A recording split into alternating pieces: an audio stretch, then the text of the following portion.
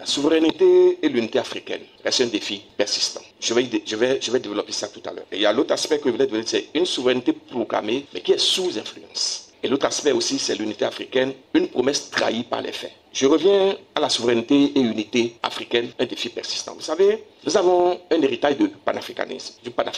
L'unité africaine promue par le panafricanisme reste un idéal, en fait. Mais sa réalisation se heurte à des obstacles considérables. Il y a également le défi de l'intégration. Et là, la construction d'États-nations solides et unité continentale est un processus long et complexe, marqué par des rivalités et surtout des différences culturelles. Tout à l'heure, je crois que le ministre Sekoueto l'a souligné. Il y a également l'échec des fédérations, qu'il vous souvienne. Il y a eu des tentatives de fédération au niveau de l'Afrique. La fédération du Mali, ces fédérations ont souvent échoué, ces tentatives ont échoué, soulignant la difficulté de dépasser les souverainetés nationales. Alors, j'en viens maintenant à la souveraineté proclamée, mais qui est sous influence. Vous savez, la plupart de nos États africains disposent formellement, et vous l'avez dit tout à l'heure, de tous les attributs de souveraineté, notamment drapeau, constitution, gouvernement, armée, institutions. Mais dans la pratique, beaucoup de décisions essentielles dans la pratique restent dictées, influencées même ou filtrées par des acteurs extérieurs. Et là, nos politiques économiques sont souvent conditionnées par les programmes d'ajustement et les lignes budgétaires du FMI et de la Banque mondiale. Alors, nos politiques de défense également se négocient parfois à l'étranger avant même d'être débattues chez nous. Même dans les arènes diplomatiques mondiales, et vous l'avez souligné tout à l'heure, professeur Takaye, l'Afrique peine à parler d'une seule voix, laissant aux grandes puissances la décision,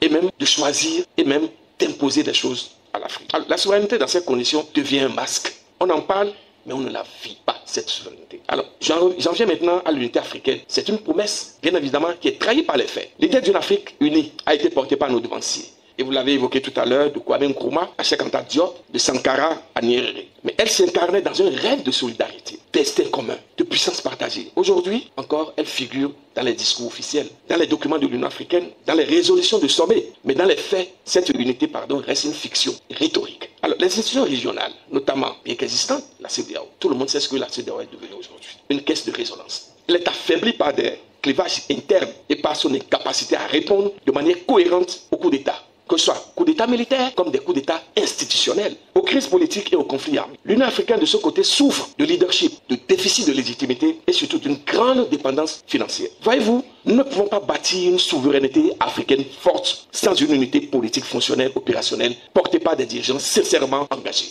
Voilà ce que je peux dire. Si vous le permettez, je peux revenir maintenant à l'impuissance des dirigeants.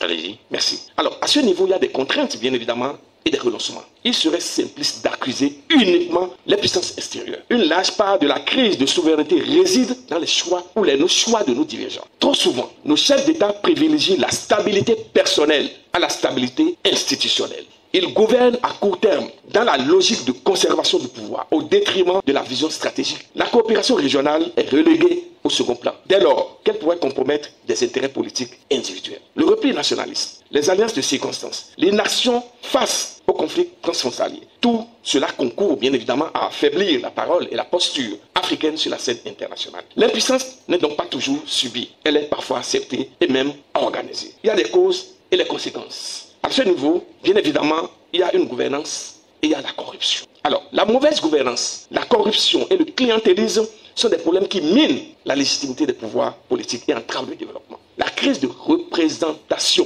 Les systèmes politiques, souvent marqués par la personnalisation du pouvoir et l'exclusion, peinent à répondre aux aspirations des populations, créant ainsi un sentiment de frustration et de désillusion. Il y a la fragilité des États. À ce niveau, l'absence d'unité nationale, la faiblesse des institutions et les conflits armés contribuent à la fragilité des États africains et remettant ainsi en question leur souveraineté. Il y a l'influence externe, bien entendu, je l'ai dit tout à l'heure. L'ingérence étrangère et les pressions internationales peuvent également limiter l'autonomie des États africains malgré leur souveraineté formelle.